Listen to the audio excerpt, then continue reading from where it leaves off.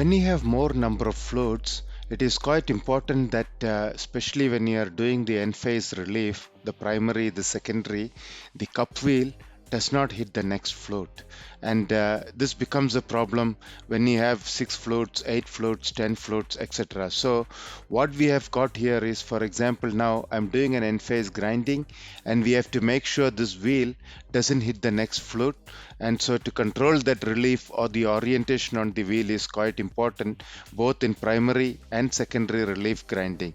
So in iGrind, in the end phase finish, we have an option.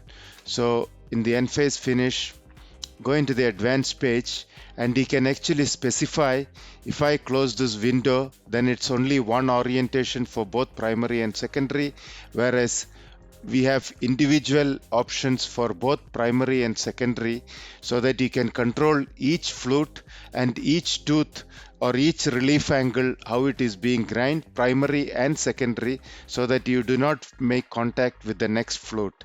And this is an option required when you have many number of flutes and want to avoid contact with the next flute.